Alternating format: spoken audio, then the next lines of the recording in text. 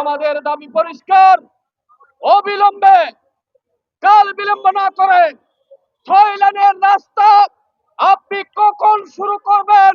আমরা জাতীয় প্রেস ক্লাবের এই চত্বর থেকে আপনার নিকট জানতে চাই। অন্যথায় কক্সবাজার চট্টগ্রাম মহাসড়ক আমরা অচল করে দেব। বাংলাদেশের অর্থনীতির প্রাণকেন্দ্র হচ্ছে চট্টগ্রাম নদী বন্দর, কক্সবাজার সমুদ্র সৈকত। এই নদী বন্দর, কক্সবাজার সমুদ্র সৈকত বাংলাদেশকে রাজস্ব আয়ের 100%-এর মধ্যে 80% আমার চট্টগ্রাম থেকে এই সরকারকে স্বাধীনতার পর থেকে দিয়ে আসছে।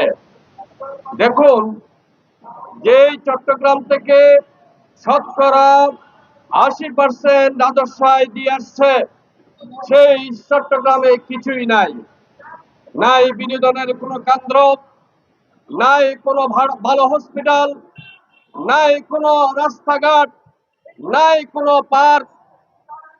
এই যে খেলাধুলার মাঠ থেকে শুরু করে আজকে কোনো শিক্ষা প্রতিষ্ঠানে সেখানে লেখাপড়া করার যে পরিবেশ, সেগুলো গত 16-17 বছর ধরে ধ্বংস করে দিয়েছে। আমরা এখানে দাঁড়িয়েছি, আমাদের দাবি পরিষ্কার। এই চট্টগ্রাম থেকে কক্সবাজার যে লাইনটি, সেই ব্রিটিশ আমলের, সেই পাকিস্তান আমলের, স্বাধীনতার পর এই রাস্তাটি আজকে 2টি গাড়ি একসাথে ক্রস করতে পারে না বন্ধুরা আমার। অথচ বিশ্বের বৃহত্তর এই সমুদ্র সৈকত, এত বড় বিচ পৃথিবীর কোথাও নাই। সেই সমুদ্র সৈকত থেকে আজকে যে ডেইলি যে ইনকাম হয়, সেই ইনকাম থেকে যদি আমাদের এই চট্টগ্রামের উন্নয়নের জন্য 2 টাকা খরচ করে, তাহলে এই রাস্তাটি 6 লেনে উন্নতিকরণ সম্ভব। আমরা আপনাকে রাজস্ব এর 80% দেব, আপনি আমাদেরকে 2% দিবেন না? এটা হতে পারে না ডক্টর ইউনূস সাহেব। আপনি আসছেন, ভাগ্যক্রমে আপনি চট্টগ্রামের সন্তান, আমাদের গৌরবের জায়গা।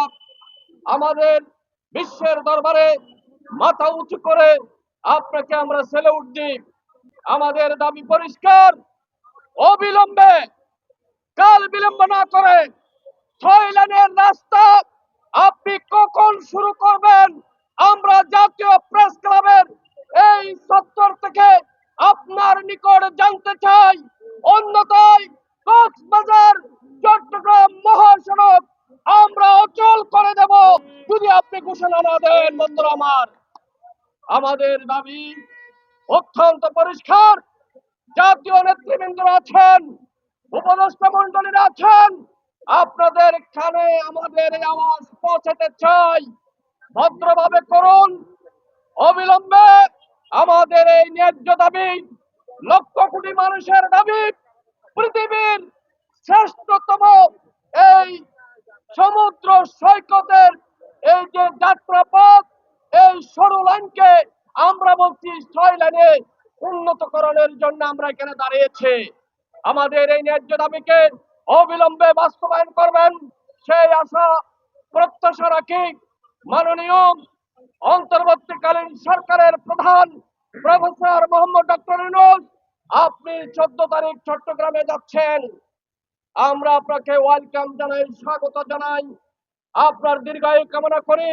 আশা করি আপনি এই 14 তারিখের অনুষ্ঠানে আপনি আপনার নিজেই মুখ দিয়ে বলবেন, আপনার বক্তৃতায় বলবেন, এই চট্টগ্রামের লক্ষ কোটি মানুষের প্রাণের দাবি, এই চট্টগ্রামের দীর্ঘদিনের পুঞ্জীভূত ক্ষোভ, এই চট্টগ্রামবাসী থেকে আপনি যদি অন্তত পক্ষে এই দাবিটি পূরণ করেন, তাহলে চট্টগ্রামবাসী আপনার পাশে চিরকৃতজ্ঞ থাকবে। বন্ধুরা আমার, আমরা তো ন্যায্য দাবি করেছি, আমরা তো চট্টগ্রামের লক্ষ কোটি মানুষের দাবি আপনার কাছে উপস্থাপন করছি।